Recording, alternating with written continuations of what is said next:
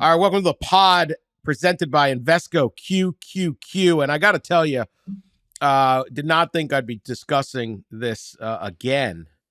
But when we have the head coach at Ohio State, possibly the most popular college football team in the country, in a back and forth with an 86-year-old Lou Holtz.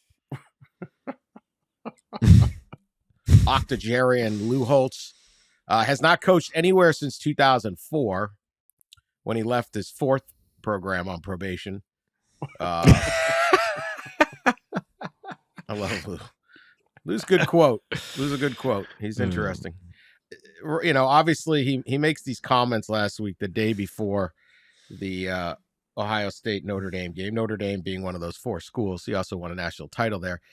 We thought they were pretty benign, saying Ryan Day has lost to Alabama, Georgia, Clemson, Michigan twice. And really, that's the compliment. Okay, if you're a head coach, right? That's your list of losses. Not bad. How about the Kansas City Chiefs? Are they in there? That's all I've lost to, Lou. I would have just been like, first sentence is all I need to know. And everyone who beats them does so because they're more physical than Ohio State. I think Notre Dame will take that same approach, is pretty much what he said. Ryan Day flips out, goes complete WWE. We covered this on the Monday show. I'd like to know where Lou Holtz is right now, what he said about our team. I cannot believe this is a tough team right here. We're proud to be from Ohio. Goes off on all this. It's always been Ohio against the world. Most of his players aren't from Ohio. Until it'll continue to be Ohio. It's just good times. Anyway, the problem with fighting with Lou Holtz is he's available for comment. Lou has nothing else nothing to do. going on. Yeah. The man never met a camera he didn't love. Okay. Like Lou Holtz is going to. So he goes on Outkick and comes back at him, of course. He doesn't want to talk about Michigan and 0-2, Holtz said. He doesn't want to talk about the big game coming up against Penn State and against Michigan again. He's a great coach, done a tremendous job. He's a great offensive mind. Ohio State's a good football team, but I don't think they're a great football team. And he can go after me all he wants. Of course he can. This is great. Lou Holtz is getting some shine. And hey, some people remember that Lou Holtz is still alive. Live it up, Lou. I know. He's live it back up from the dead. The fourth probation coach will sell his ethical leadership book, available on Amazon. Anyway. This is where we're at. And Ryan Day hasn't come back on it, but here's the thing. Now everyone else is commenting. I think clearly this is I think Reese Davis had the right line. Like this is Jim Harbaugh is just in his head. Jim Harbaugh just right now lives in Ryan Day's head. And the quote that Ryan Day will bristle and I think just disturbs him the most is, some people are born on third base and they don't realize it, or whatever that line was. So Pat, as we move forward, what's the latest in this? What are your latest thoughts on this? I don't know. I mean, we got to have some kind of fight. We're going to cover the fights. Oh, we love the fights. We love the fights. And this is a lingering high profile fight. That's for sure. That again, like it was a non-existent fight until Ryan Day breathed oxygen into it or poured gasoline on him, because nobody either listened to Lou Holtz or remembered that he even said it, especially in the aftermath of that thrilling, epic victory. So, yes, Lou Holtz retired and in love with the spotlight that he no longer gets. Boy, if anybody else wants to talk to Lou Holtz and get him to dig into Ryan Day, he's available. That's for sure. The thing here, there's zero doubt that this is all Michigan driven in Ryan Day's head. And it absolutely has killed him that they've not only been thumped by Michigan twice, but they've had their nose rubbed in it twice. And there's only, I think, Dan, you wrote it. I don't want to steal your line, but there's only one way to get past the notion that you're not tough, and that's to play Michigan, beat Michigan, and not get run over by Michigan. And I tell you what, I wrote something Thursday for SI on just going back over kind of the chaos that happens in a close game at the end of a game and substitutions and all those sort of things.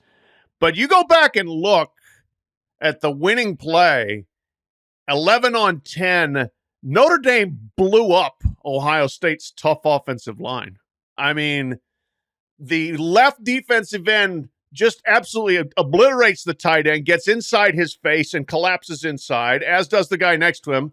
From the right side, safety blitzes, and nobody touches him. I mean, if Chip Trainum doesn't keep his knees up, that's a no gain or a 1 yard loss, and they are trying to live it down. Everything Marcus Freeman is trying to live down, Ryan Day is trying to live down. So, they had a lot of tough plays in that game, but that was not one of them. That was not some ode to toughness right there. That was pretty soft blocking, frankly.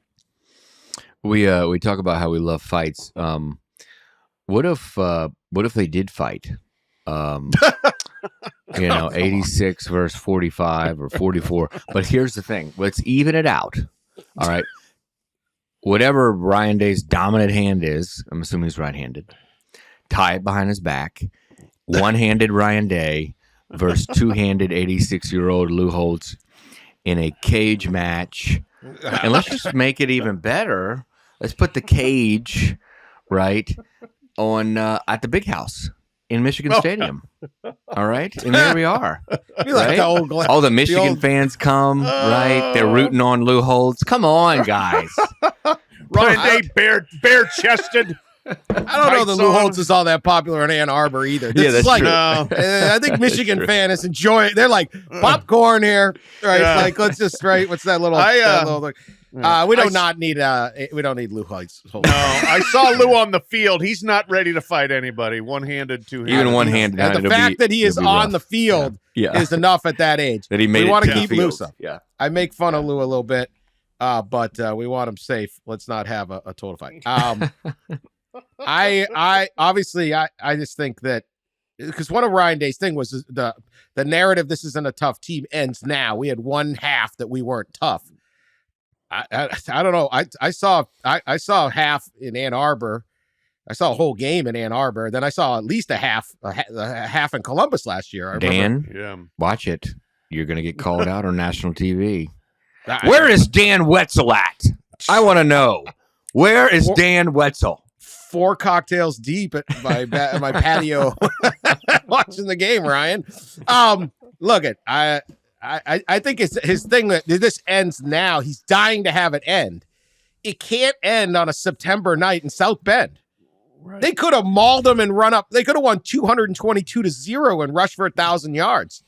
It can only end on a November afternoon in Ann Arbor.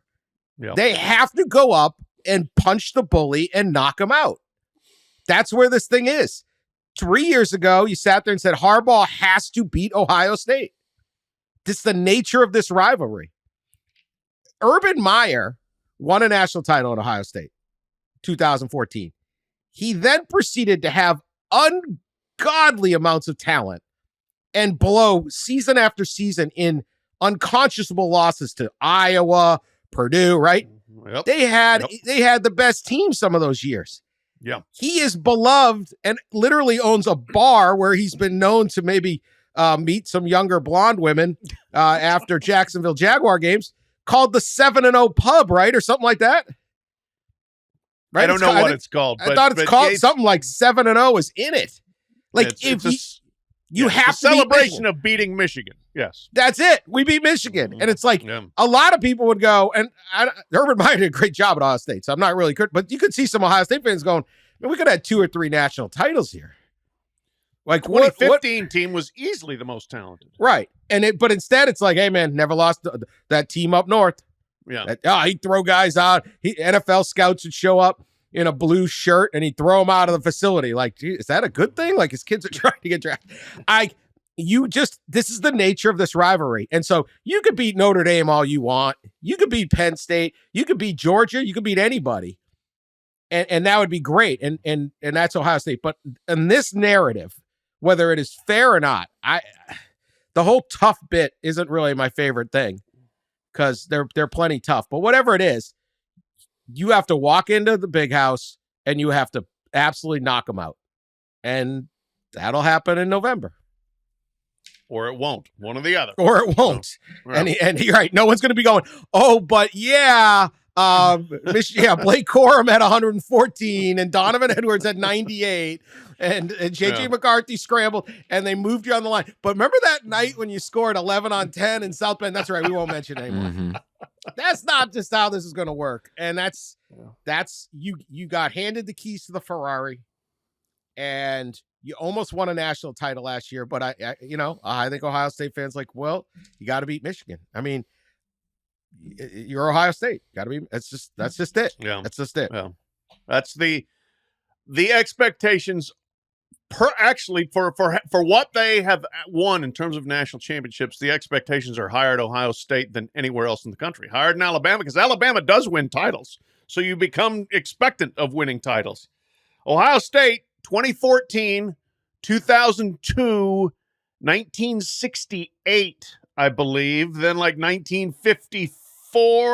A couple in the 50s. I mean, it's not like they reel off groups of 3, 4, 5 titles like Miami or Alabama did. I mean, so it's a big. But the expectation is to win them. So, let me ask this, Ross. What do you think about this? If Alabama loses to Auburn but wins the national title, and Ohio State loses to Michigan but wins the national, and as this playoff expands, we're going to see that more often. Which fan base looks back on a season and has that little but ping of regret? Obviously, if Ohio State if Georgia's field goal goes wide and Ohio State goes and beats TCU, wins the national championship, any sane-minded Buckeye fan is like, what a great season, won the national championship, right? But in the back of some percentage of the fans' minds that, but they didn't beat Michigan.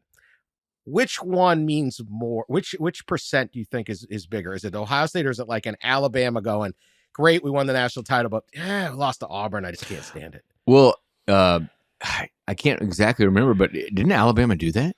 Didn't Alabama lose to Auburn over the last, right? Wasn't it one of the... I think they did, didn't they? Like 15 or 17 or 18, 17. And they won it all. Yeah, I looked that up, Pat, but I think that's right. I think Alabama lost the Iron Bowl and then got in the playoff, won the SEC championship, got in the playoff, and won it. I would imagine that... It's easily solved because there's science on that. I mean, I'm throwing sure. Just question at you. About 12.3% of the fans. I'm going to guess that more percentage at Ohio State would look back and but we lost to Michigan. I think it's bigger too.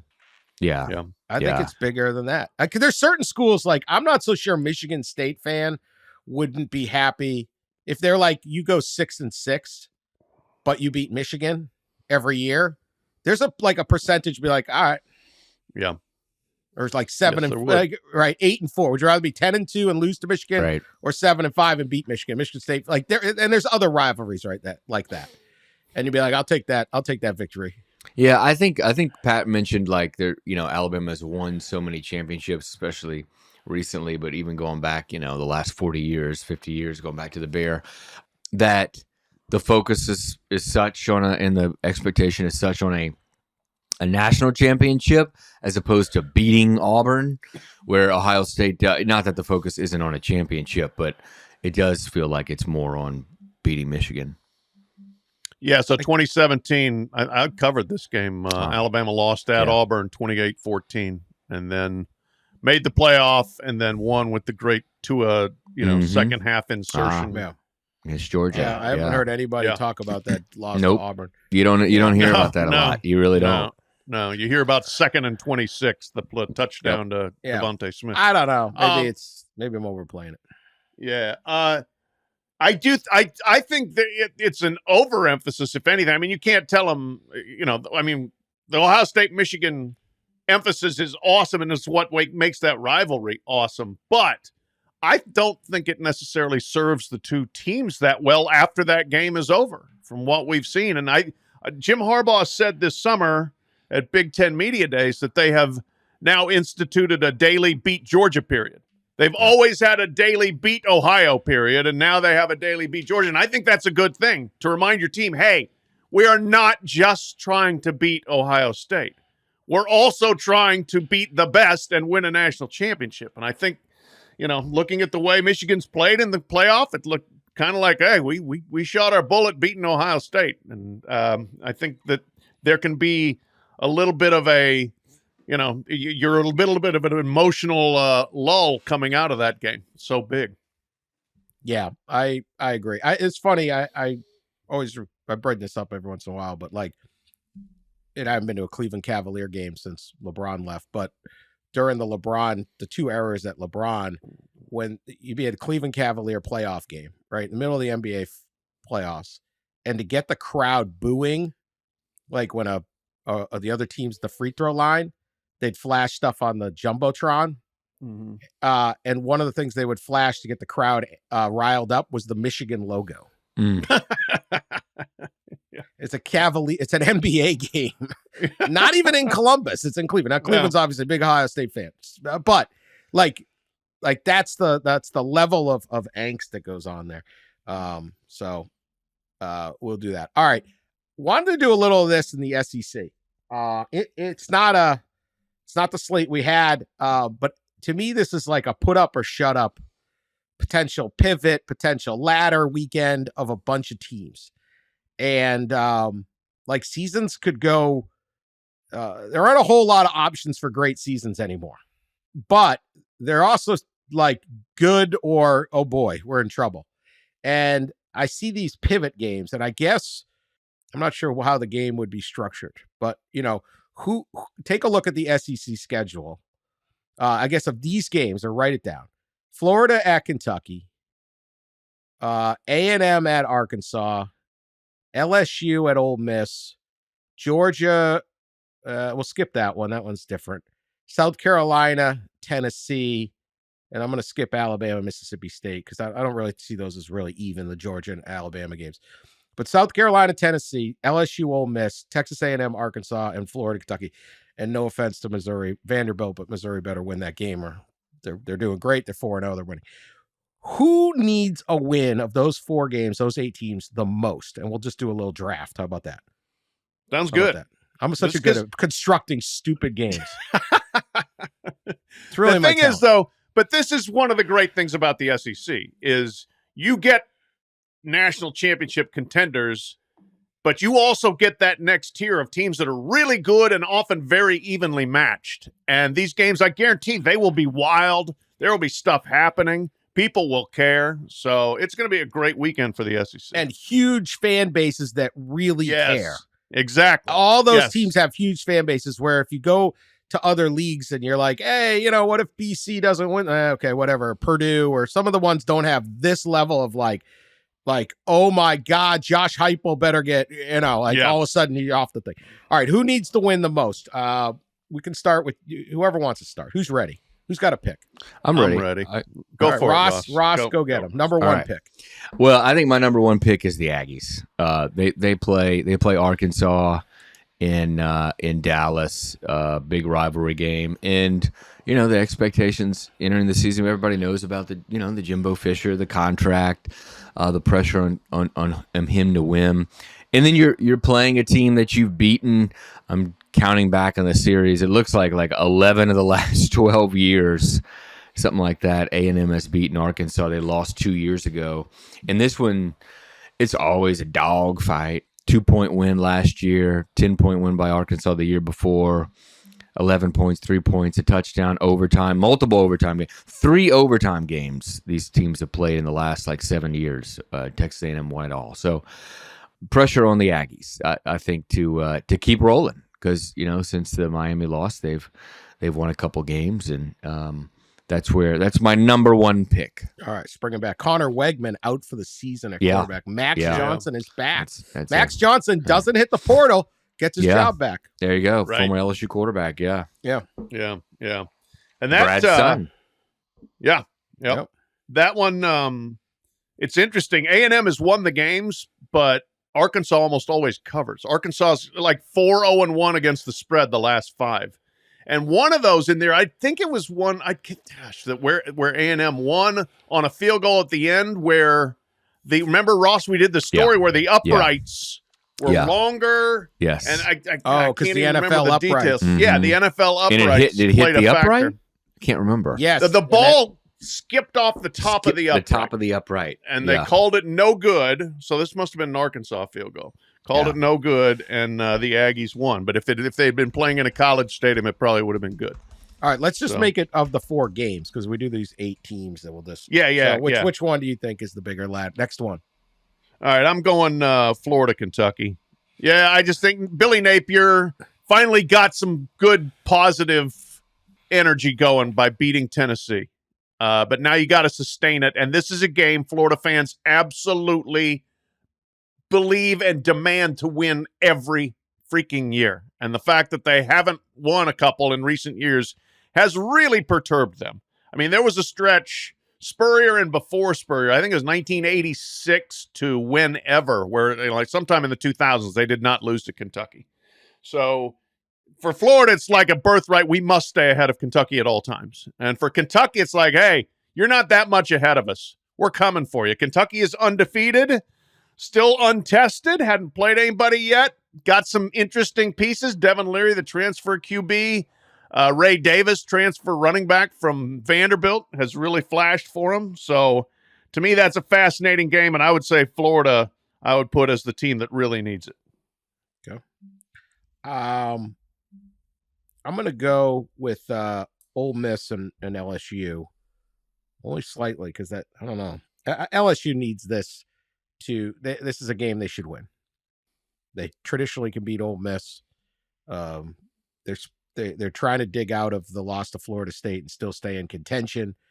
And so they absolutely they lose this game. This season there's not a lot of hope to it. You're just down to beating Bama or something like that. Ole Miss on the other side, what kind of season is this? What kind of program do you have? Last week's loss to Alabama is excusable because you're playing at Alabama. You're the underdog. It's extremely hard to win at Alabama. But the performance was just so uninspired. And Lane Kiffin makes so much noise, which we certainly appreciate. And then, of course, turn on him. And he makes so much noise. Like this week I saw something was like, oh, they're Juice Kiffin the dog is trying to do a mascot art. And it's like there's a lot of just like noise, which is fun. Yeah. But like, when are you going to beat a good team? How good can you guys be? And it's Ole Miss. You don't have to beat LSU. They only have Georgia after this. Like they could then beat all the other ladder games and end up 9-3 and it'd be a pretty good season. But I think LSU absolutely has to win. But I think Ole Miss, for the sake of like what kind of program we're going to be, winning a game at home against LSU would be rather significant. So I think both programs really need it. Such a great rivalry game too. I love the LSU Ole Miss game. I was obviously from the Mississippi coast, born in South Louisiana, and covered LSU for years. And this game is just it's always one of the more exciting and just historically going back. Yeah. Always a good one. It's just two of the top like tailgating fan bases in the country that always go back and forth in their tailgating, and they're very opposite. I think tailgating, the way they do tailgating, they're very opposite in general as fan bases. So this is always a fun one. No grills in the Grove, right? No flame.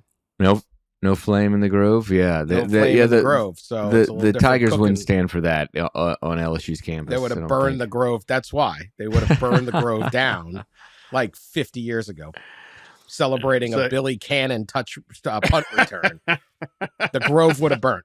Yeah. Someone would have spilled a pot of jambalaya and somehow set off, and hit, and it would have hit some bourbon and gone. It's over. Yeah.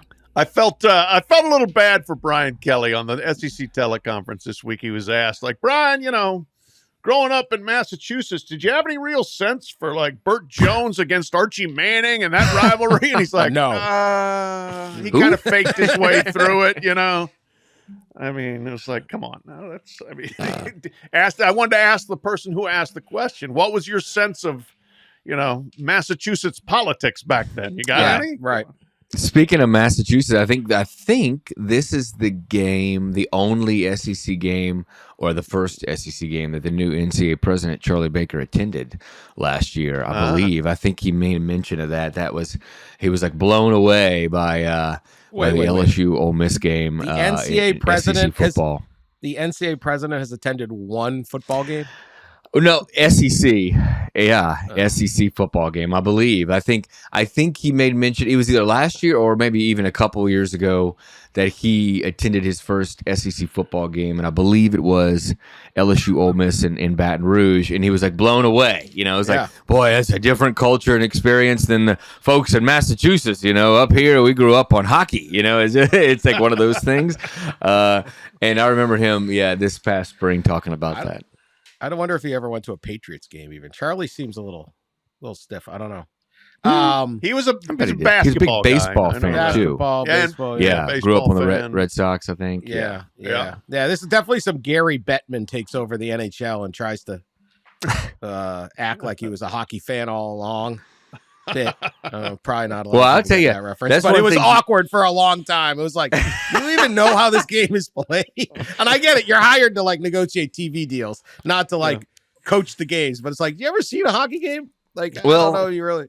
And I think one of the things is, a lot of people probably wouldn't have admitted that, right? And he doesn't hide behind it. He's like, it was my first one. It was amazing. Never experienced anything like that. And so better than faking it like I did remember some old game. He should have got back. But do you remember when Steve Grogan led the Patriots past the Bills in whatever? Like, no, it wasn't in the Boston Globe. I was like 8 years old. What do you want me to do? I don't know what's going on down here. All right. Final game then is South Carolina, Tennessee. And this one is also a doozy. Ross, who needs it more?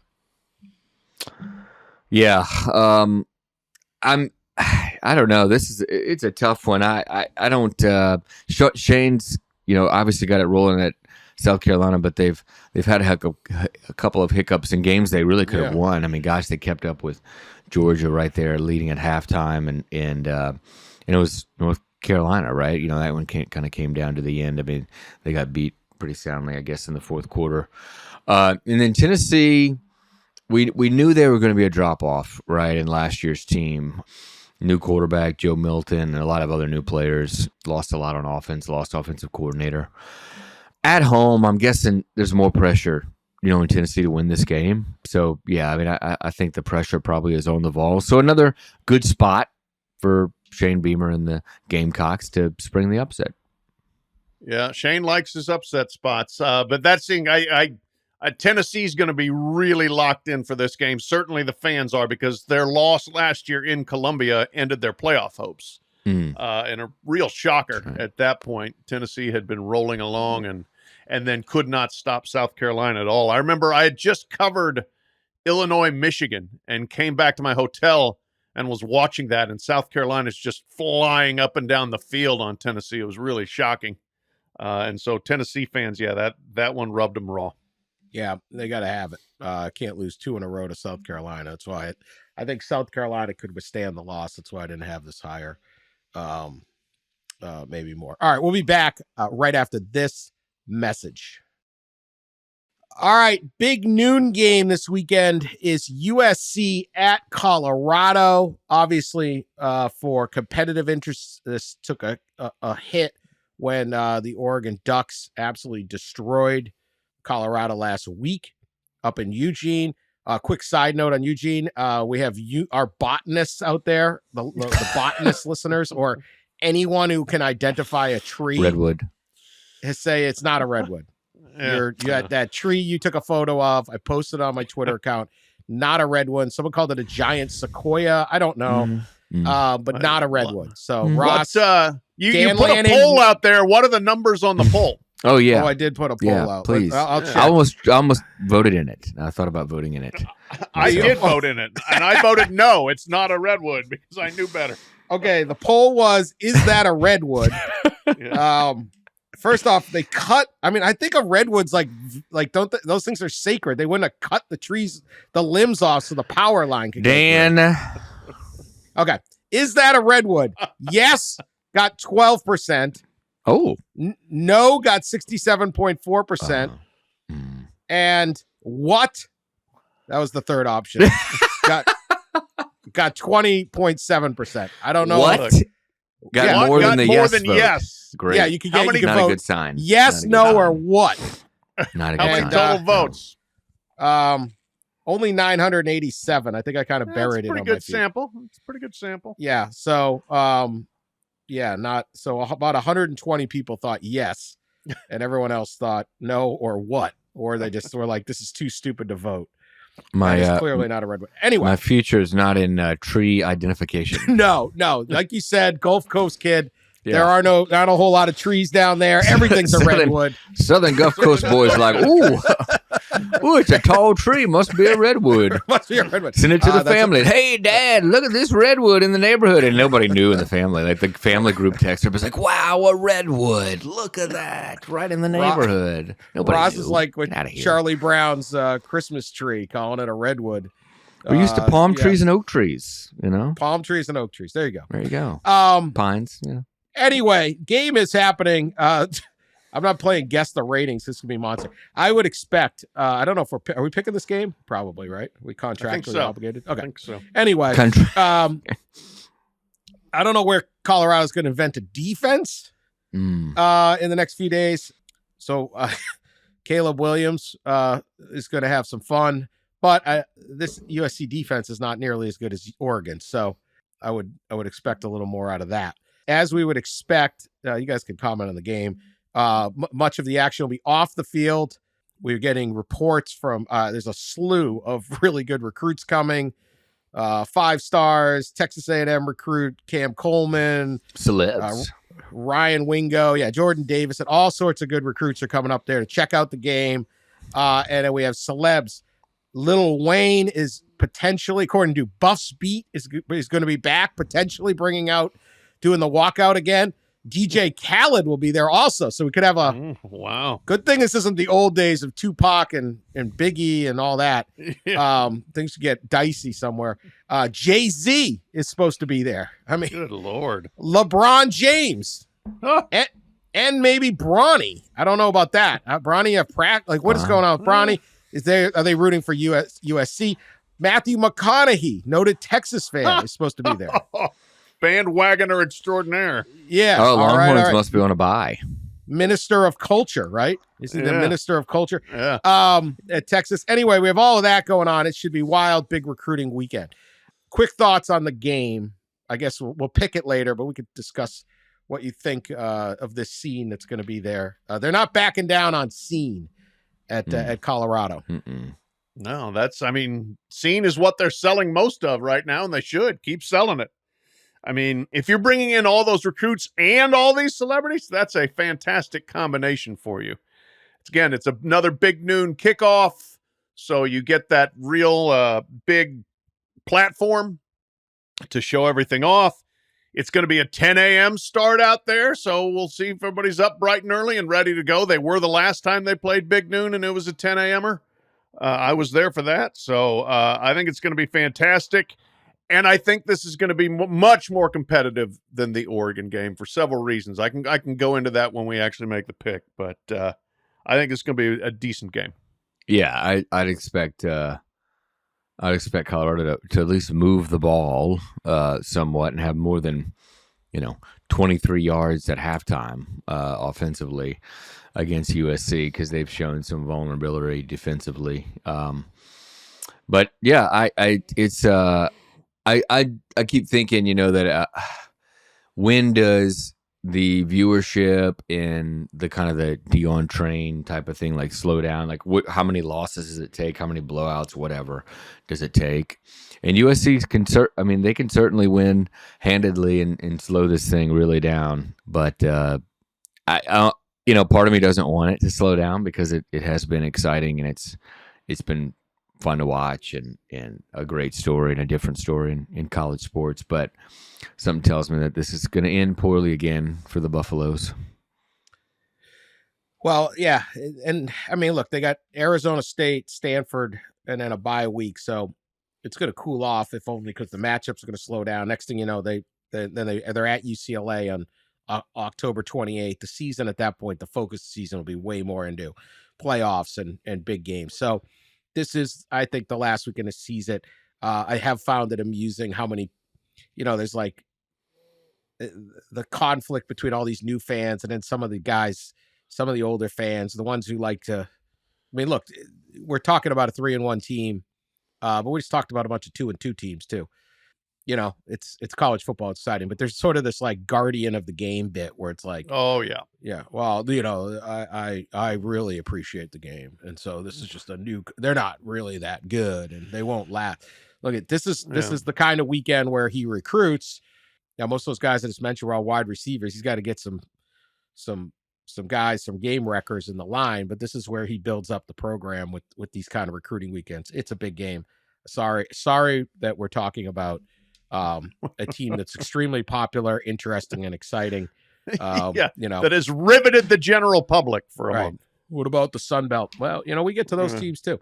But I wanted to mention this about Prime, because he gets thrown a question this week from my buddy Sean Keeler up in Denver about Cormani McClain, he was the number 1 cornerback, the number 2 overall recruit in the country, or top 5, whatever it was last year. He flips him from Florida, and he's supposed to come in and be like Travis Hunter, not play 2 ways, but lockdown corner. Incredible talent. He has barely seen the field this year. He did play against Oregon, but as Prime said, I would have thrown anyone out there at that point. We were so bad. And I mentioned the other day about Prime being all things to all people. And there are people who hate him or think of him as flashy, style, all that. Give me my theme music, right? No problem. But he also is just unapologetically demanding. And so he unloads on Cormani McClain. He goes, they said, what does Cormani McClain have to do to get on the field? He doesn't even let it finish. Study, quote, study, prepare, be on time for meetings, show up for the darn meetings. I also love the way he says, damn. He said he quit swearing as a sophomore in college. And so he says, darn. Darn and bull junk and stuff like that. Bull junk. Yeah. If you're using the term just a replacement, isn't it still a swear? Isn't it?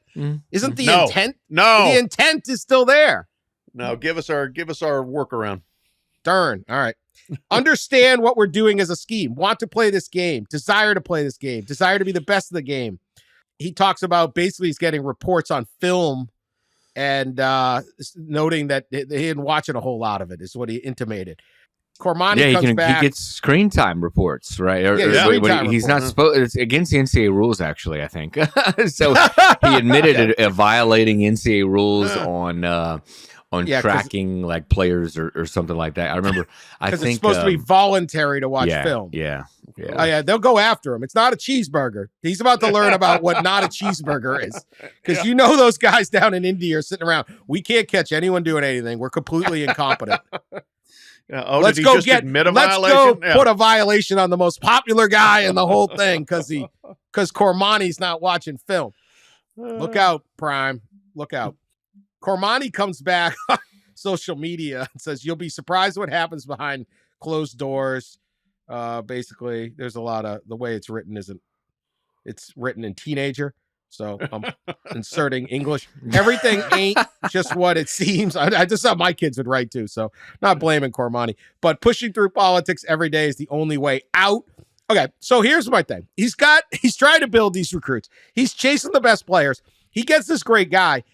I'm not saying he's the only coach that would do this, but how many coaches would just literally be like, I'm just going to dust our top 5 recruit and I don't care because we'll just get another one. He's basically saying, hit the portal, buddy. I'm bringing in more. You were my Louis, but Louis's got some defects. I'm bringing in some new Louis. Like, he doesn't care who. People are like, oh, he picked on these poor Colorado kids who went 1-11. He's picking on this guy. Yeah. No, I can't really think of another coach in this era who would do that. Maybe the only other one's a basketball coach. Rick Pitino would do this kind of thing. Like with Roderick Rhodes when he was the number 1 recruit and he didn't think he was working hard enough and stuff. So, but to publicly put him on blast like that, the thing I've said about Deion all along, he will say publicly what other coaches only say privately. And this is a great example of that, of like, he's not working hard enough. He's not putting in the effort. And I'm just going to go ahead and air it and share it. And yes, with the knowledge and security in my back pocket that I'll just get more guys if he's mad and he leaves. That's fine. Because I think if you're trying to coach with just a complete fear of, if you can't coach guys hard because you're afraid they're going in the portal, then you're probably already setting up yourself for a loss. Yeah, we talked about it a lot, really, the last several months. But Deion just does things and says things that other coaches don't, and it's kind of refreshing in a way, especially for like us media, right? It's refreshing because he's just kind of like brutally honest. I mean, a great example of this was after the loss to Oregon. I think a lot of people thought he'd come in and he would be not the guy that we've seen in the past, that he would be, just quiet or whatever and not wanting to take questions and moaning about the loss or making excuses or whatever. And of course he wasn't. He wasn't that guy. He wanted to take more questions. He told the SID that he would take more questions, and he proceeded to just again be brutally honest about his team and the way they played. So he continues to do the opposite of a lot of coaches, and this is another kind of good example of it. And I think, parents, when it comes to recruiting, parents are a big part of the recruitment process. And I think the parents, the moms and dads that watch that, right, that news conference and hear Deion say that, probably like to hear that in a lot of ways. I think there are parents who want to send their kid to Deion to like learn, work ethic and all that stuff, and want their kid to have kind of the demanding coach, and so it's going to work probably in his favor on the recruiting trail too. And I assume that he knows that because everything I think that he does and says is, thought out. Yeah, I think almost everything works out for him. So he just It does. One of those guys kind of cruises through life. Hey, Dan, real quick. You know who else was a master of the cuss word workaround? Who's that? Probably the college coach who has less in common with Deion Sanders than anyone in history. Roy Williams. Cornpone Roy. Frickin'. He liked frickin'. He used frickin' a lot. What didn't he say? Dadgum. Gaddummit. Gaddummit. Gaddummit. Yep. That's right. Mm-hmm. Dern. Come to the Dern meeting. Love it. Ross, quickly update on this playoff, and you had some other realignment news. Do we have realignment news here? Here's the update on the playoff, Dan. Next year's playoff. Yeah. For those not paying attention. That's the update. Okay, no update. On the playoff. All right. How about realignment? Yeah, they're not voting. Update. Yeah, good. Not meeting. voting. Yeah, they're going back and forth with the. They didn't even discuss the format in the meeting. They were supposed to discuss the format. Multiple commissioners said they were planning to discuss the format. Didn't even discuss it. And I think, so the last 2 days of the meetings in Chicago were spent on media rights. I think they're finalizing the TV contract, which is a big deal because there's no playoff after the 2025 season. I don't know that a lot of fans understand that. There is nothing after the 2025 season. It doesn't exist. The playoff does not exist. So they need a TV contract, a binding agreement to make this a thing. So it's very important. So that's what they spent the last couple of days on. I think they heard from 5 different networks, and there's 4 or 5 more that are interested in it. So that's what they spent the time on. Next meeting, they'll discuss format. There's a thought that they're going to eventually, there's enough support to go to the 5+7 from the 6+6 option. So you'd have 5 automatic qualifiers and 7 at large. But there's some issues, right? There's things going out west with the 2-school conference, Pac-2, that could kind of throw a wrench in things because you would still then have 10 leagues. And the CFP, I think, would consider that a league, even though it's 2 schools. And then you have Mike Oresco, right, who's kind of putting up a fight to stay at 6-6. But, yes, realignment news. Realignment is not over. Sat down with A1 Mike Oresco, actually, about Army's candidacy to get into the American. And he took me through a little bit about the process. I think they're in the finalization stages of getting this thing hammered out. He said the next few weeks it'll be done. Might be even quicker than that. But Army will join the American if all this gets straight as a football-only member, a 14th member. They'll still play the Army-Navy game, Oresco said, but it will not count as a conference game. They'll play it on the traditional date and time, which comes a week after the AAC championship game. So they won't play in the regular season. The league has agreed not to pair them in the regular season and not to count their game in the conference standings. But they could play, if they end up finishing 1-2 in the league, they can play in the championship game and then would play again a week later. So it's really interesting how that might unfold. But there are some hurdles here. So, which does make this unique outside of the Army-Navy situation, which is unique enough. Army has a TV contract that runs through 2028 with the CBS Sports Network. So its home games will be owned by the CBS Sports Network for the first 5 years of the deal with the AAC, whose TV partner is ESPN. So that's really interesting. They're trying to work those details out. And then Army, as an independent, is scheduled out for like 5 to 10 years. So they've got to change all of these opponents that they have scheduled. So still some things to work through, but all things seem to be aimed at Army being the newest realignment mover. There you go. Can I ask a Oresco question real quick? Uh-oh. Yes. Like one day's like, no, we need to go 5 and 7, 5 plus 7. The next day's like, no, Yeah. 6 plus 6. What was that about? So, all right. We got to, they met Tuesday and Wednesday, and after Tuesday's meeting, Oresco came down and talked to us and said that he was for the 5 and 7. He was for moving from 6 automatic qualifiers to 5. He said something like, we have to have the 5 plus 7. And then the morning after on Wednesday, with a few of us, he clarified his comments. He meant to say he's for the switch from the 6 plus 6 to 5 plus 7, starting with the new contract in 2026.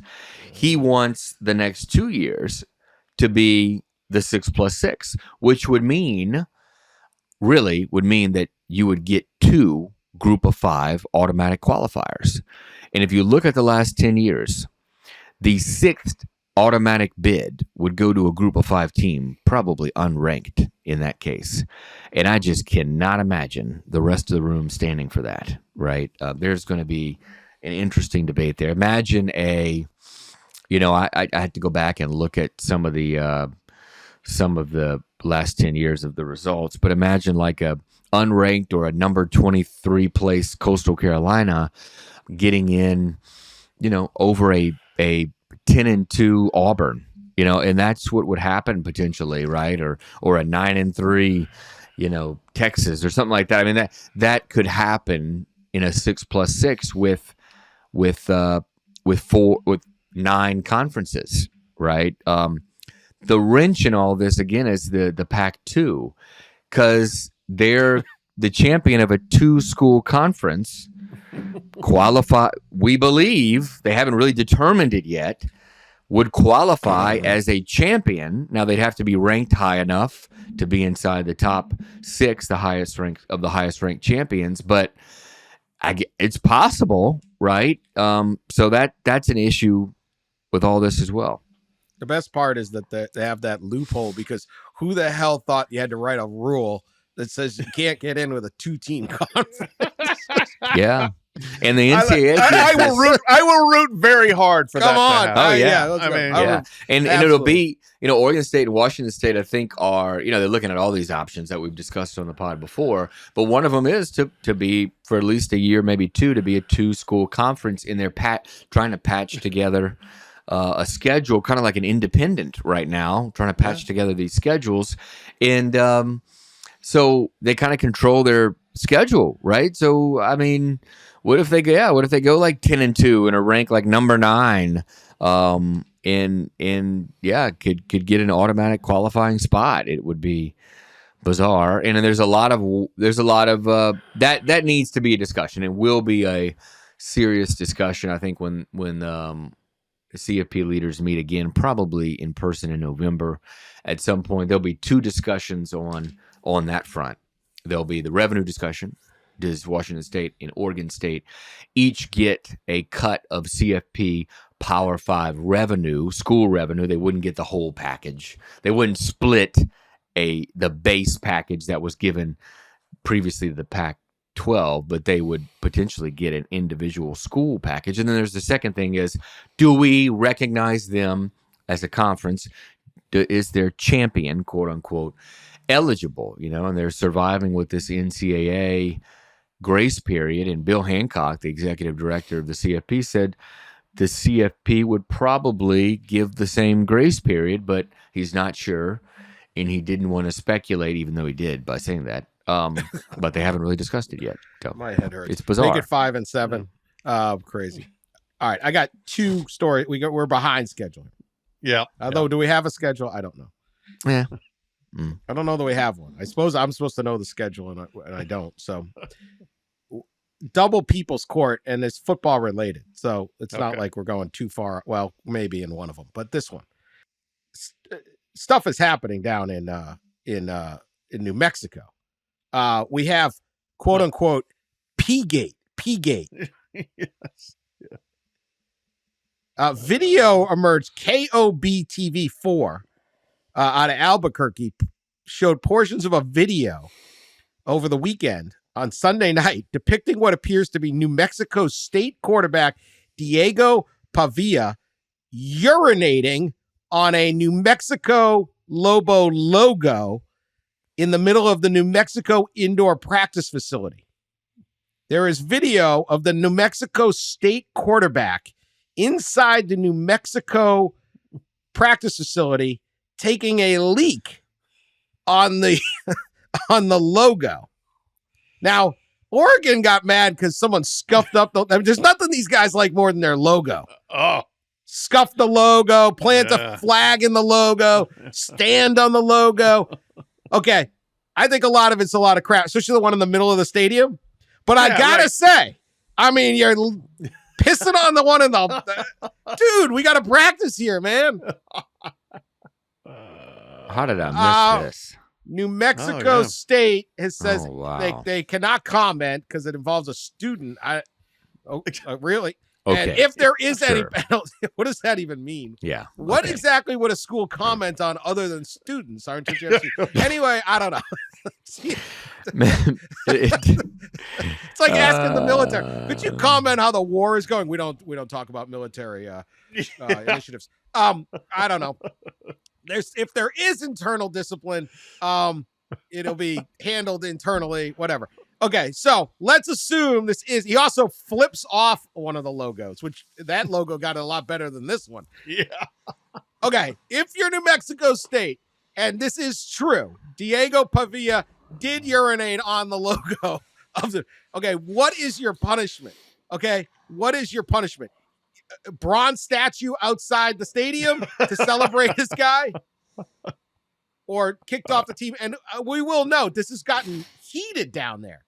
And tragically so. There was a huge brawl last year during the football game. Yeah. And then the basketball player from New Mexico State during a trip to Albuquerque got lured out and jumped in a fight. And he was carrying a weapon, which was his own problem, shot and killed a guy, a New Mexico student. So this rivalry is way too heated.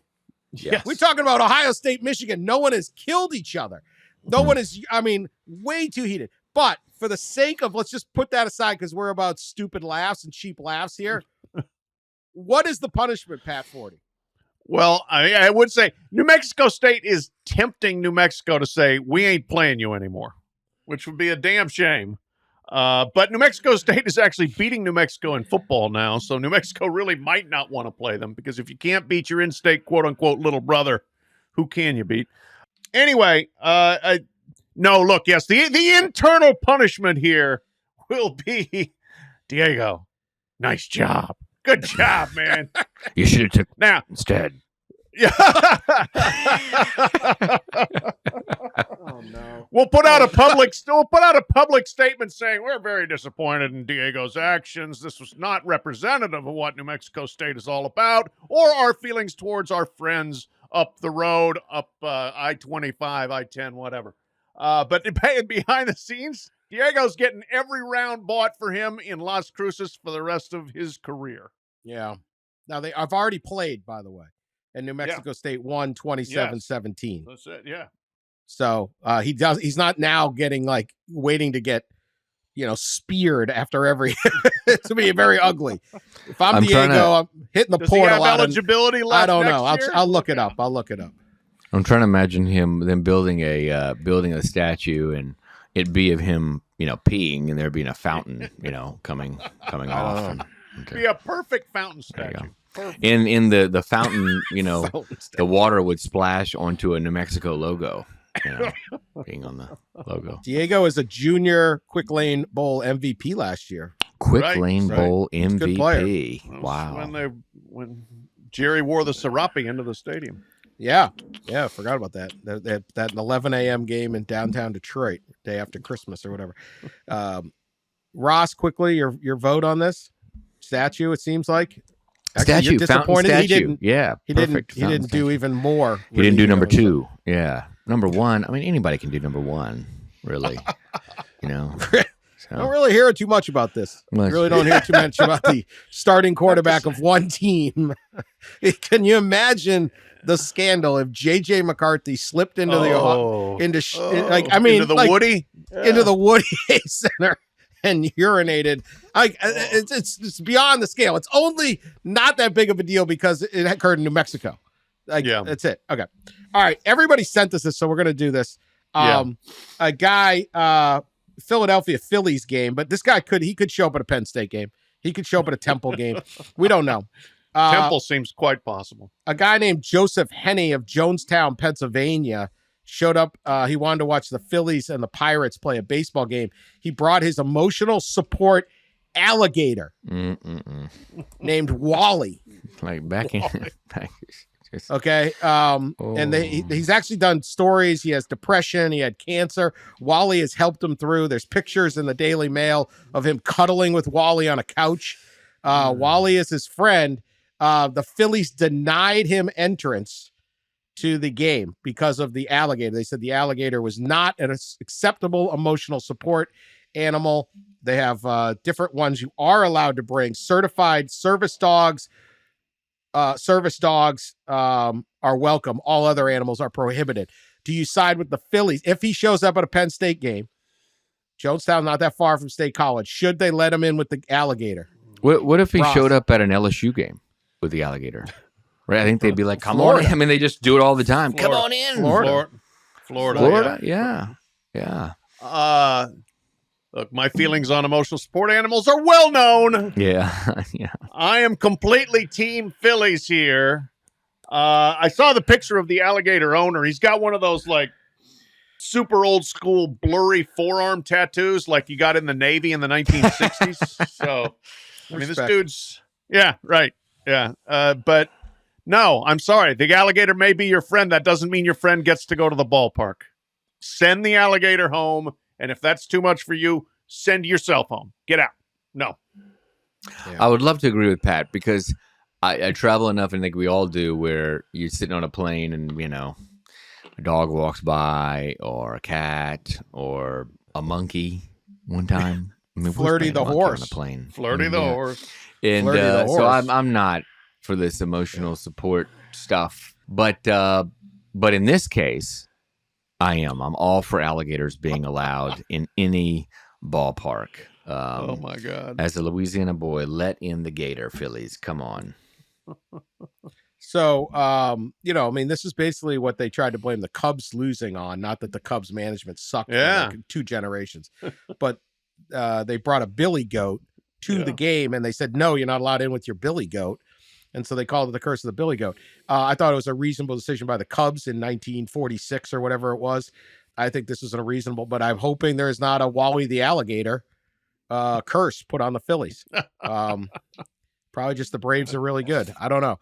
All right, enough. We got to pick some games. If everyone hadn't gone crazy about that one, I normally wouldn't do a goofy. We're long. We got so much going on. They said nothing was happening this weekend in college football. They were wrong. All right, let's pick it. Race for the case. Oh, by the way, we do have the standings. Well, actually, I haven't been tallied out. No, yes. Actually, let's read out the standings. Sean, 16, 10, and 1. First place. Ross, 15, 11, and 1. Pat, 10, 16, and 1. I guess we don't have a score for me. I'm not sure what. No, we do. No, we do.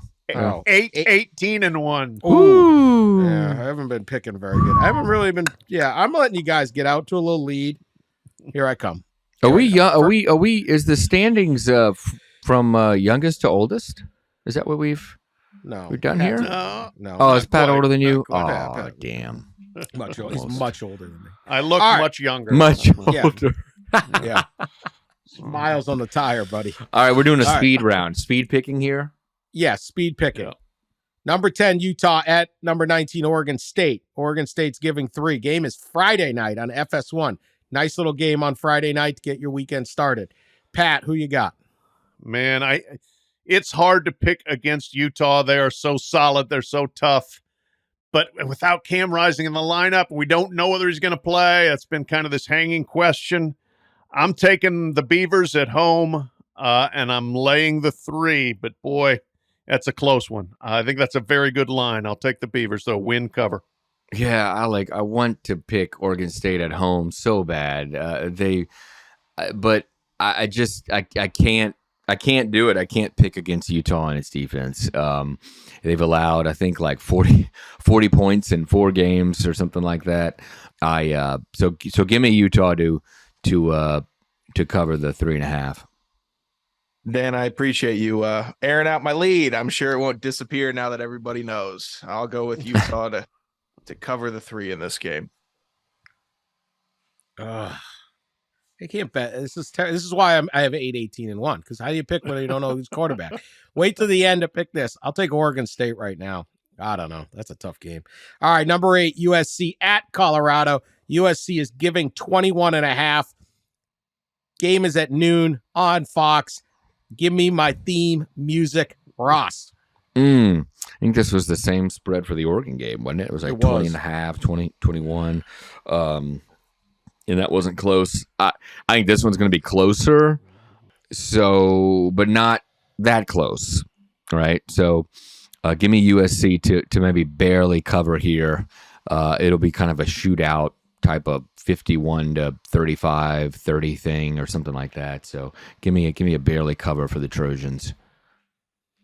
I'm taking the Buffaloes to barely cover. I do think that there's going to be plenty of points. The USC defense looks a lot like the USC defense has looked. And so I think that Colorado, as long as you can protect Shedeur Sanders, will find some holes in the defense. USC will miss some tackles. USC will blow some coverages.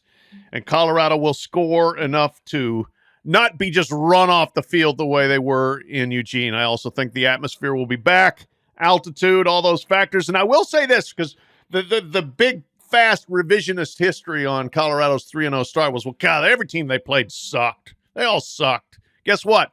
They're all undefeated since they lost to Colorado.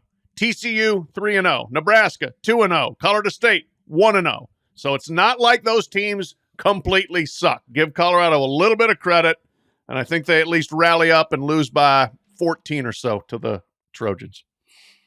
I'm going to go with the Buffs here. USC did not look good against Arizona State. That game was much closer than the final score indicates. I know they won by 2 scores, but that defense was mighty scary, letting Arizona State hang around for as long as they did.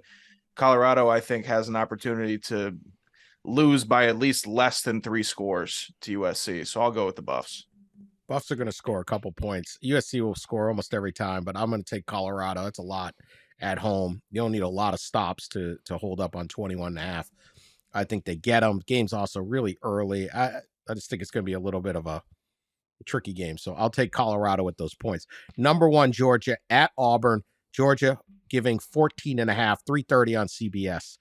Pat. Yeah, Georgia finally leaves home, and I think they're going to be ready. I think they've been a little bit bored. I think that they bring out the full Georgia experience on Auburn, whose offense is very bad. And so I think Georgia comes into Jordan Hare and takes care of business, wins by more than 14.5. And I'm not sure whether Auburn can score more than 7, period. Yeah. Take the under, huh? This one over under is at 45.5. This feels like it's going to be like this old school, low scoring, like 18-9 type of game. I think it's going to be close enough and low scoring enough for Auburn to cover 14.5. So give me the Tigers at home to cover this one in like a nasty, 20-13 type of game. I could see Georgia trying to come out here and remind everyone who the number 1 team in the nation is, and shutting down Auburn at Auburn would be a huge statement, just as a reminder for the country. So I'll go with Georgia covering this spread. Yeah, me too. I'll take Georgia. Auburn's quarterback play and offense was horrible against A&M. They did not score an offensive touchdown. They played 3 quarterbacks. Peyton Thorne was not good, 6 of 12 for 44 yards. Charles Barkley went on Next Round Live and said, he made note of Hugh Freeze get baptized one of his players the other day. Yeah. Sylvester Smith, he said, yep, gave him a baptism. This would be like the weird thing if you try to tell a European about college football. Mm-hmm. Like the coach also baptized a European. Imagine yeah. telling somebody in the Pacific Northwest that this happened. Well, yeah, right there you go. Right, just, somebody in sometimes they Massachusetts. baptize you. Right, it's just sort of like, yeah, of course he baptized them. That's what college football coaches do. I don't know. Yeah, it doesn't make sense, but it does. Anyway, Barkley said, "I will say this," and when Charles Barkley says, "I will say this," it's usually going to be pretty good. If you all are going to be down there baptizing people, please pray for us. Pray for better quarterback play. Let's get these 3 quarterbacks and baptize them, and maybe the Lord can make them play better. Because one thing you can't do is, I don't know whether the QBs are going to get baptized and thus play better with Barkley, but they better. I'm taking Georgia in that one. All right, number 13 LSU at number 20 Ole Miss. LSU is giving 2.5, 6 p.m. on ESPN. Ross, y'all have left me on an island the last 2. There you go. I'm scared I'm going to be on an island on this one too. I've been going back and forth on this game. LSU 2.5 on the road. It's going to be rowdy there. It's a night game. LSU probably talent-wise should win. So I'm going to go with the Tigers to cover it, but I don't feel real good about it. Okay. LSU wins, covers. The grown-up coach beats the not grown-up coach. Ooh, little shots fired. Spicy. Sean? Yeah, I'll go with LSU here. Ole Miss looked so flat and so little brother last week that it was just, it's not enough. It's not enough for me to say that they're going to beat LSU, who, if they're firing on all cylinders, is still a very, very good team. So I'll go with LSU to cover. A week ago, I thought Ole Miss had a better team than Alabama. Boy, was I wrong. I'll take LSU. Ole Miss going to have to show me something. Number 11, Notre Dame at number 17, Duke. Notre Dame is giving 6, hopefully playing 11. 7:30 on ABC. Pat Forde, who you got? Yeah. I got a story on SI about the vagaries of getting 11 people on the field reliably at all times. This also was discovered against Tennessee State week 2. Notre Dame had 10 on the field and nearly gave up a touchdown. And Tyler Horka, who covers the team, tweeted, "They can't do this against better teams." That was fairly prescient. So I am sure Notre Dame will have the right number of good players on the field. I am not sure they will have the better team on the field. I'm going to take Duke in the points. Huge game for them. They're coming off of UConn, which was a milk run. Notre Dame's coming off a 60-minute war. The last time Notre Dame played Ohio State, they came out of that staggering and lost to Marshall. So I'm going to go ahead and take the Blue Devils at home to keep their nice little story rolling, or at least to cover the 6. Another defensive dogfight. I can't believe the over under on this one is at over 50. It's 52.5. Gosh, take the under. These two teams got two of the best defenses in the country, and at home, and that spread just seems high to me. Game day there, everything going right for the Blue Devils. Mike Elko's defense has been maybe, I think, scoring-wise, maybe the best in the country. 28 points in 4 games. Unbelievable. Sorry, 35 points in 4 games. Close enough. Nobody scored more than 14. So they've been incredible. Give me Duke to have a really low scoring game and not just cover the 5.5. I think they beat the Irish. My Notre Dame source is on to me, so I'm keeping the cards close to the vest this week. This is gonna be a tough read. It's tough because I think Sam Hartman, comfortable in the Carolinas, playing here. I don't think he's gonna be terribly intimidated by Duke, but there's so much pressure on Notre Dame to be perfect in all of their execution. Just all the outside noise. I think it's too much pressure sitting on them. To just execute everything as they should. So I'll go with Duke to cover. I'm taking Notre Dame. I think they rally behind Freeman, but boy, it could go the other way too. I think they're a much better team. I don't know. We'll see. We'll see what they do. They could also be not happy. We're going to find out real quick in that game. All right, lock of the week time. Anyone prepare and have a lock of the week? Of course not. Yeah, I got one. There you go. All right. So this is why I'm ready. Unlike Pat, I don't have I'm ready. All right. Get it done. Louisville, NC State. Actually, Louisville's a 3.5-point favorite. 4-0. They've been playing really well. But not so fast, my friend. I think at home the Wolfpack covers that 3.5. So give me NC State. I think my locks have been going really well lately. I believe I'm 1-3. So just put all your money on the Wolfpack. All right, I've got one quickly. It didn't take me long to find it because I've been circling this game actually since before the season started. Give me Syracuse as a dome dog, getting 6.5 against Clemson. I just am not impressed with Clemson. Clemson's coming off a overtime slobber knocker against Florida State. They're going on the road. They're playing a good team that's undefeated, that has a really good defense and a good quarterback in Garrett Schrader. And Syracuse always gives Clemson problems. So I am once again going to say Syracuse is going to give Clemson problems and will at least cover the 6.5, if not win outright. I'm going to go with the just absolute wagon that is Washington, giving 18.5 to Arizona. I have no fear of Arizona in this. Michael Penix Jr. is on fire. The offense is on fire. It just seems too good to be true, and let's just hope it is. They are an absolute wagon, that's for sure. I really wanted to pick BC and Virginia Tech just out of the sheer absurdity, or Virginia. I'm sorry, Virginia. I always want to BC. do that to the audience. What a game. BC 3.5. That could be the over-under also. No, the over-under is 54.5. I don't know if this is a lock or not. I'm not giving up on Illinois. Illinois, I'm just, they got beat soundly by Kansas. They got beat by Penn State. I still think they're a pretty good team. I don't like Purdue. Purdue's giving 1 point at home. I think because they're at home, they're getting 1 point. I don't expect this to be some wild crowd. I think Illinois is going to win the football game. And if it's 1 point, you're going to win it, or at least push. So I am going to take Illinois as my lock of the week because I think they will still have a decent schedule. So that's where I'm at with that. Or decent season. So quote, I don't like Purdue. That's an evergreen quote from Dan Wetzel right there. Well, that's other situations. Sometimes I like their team. Yeah. Illinois is walking in, looking at that drum and scoffing. They're just scoffing. Anyway, I'm taking Illinois to beat Purdue. I don't know what a weird lock of the week that was, but hey, that's what happens when you pick it at the last minute. All right, long show. Appreciate everyone. The alligator really threw us off.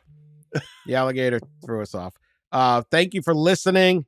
Thank you for subscribing, leaving us nice reviews, and telling your friends about us. Hope you all have a terrific football weekend.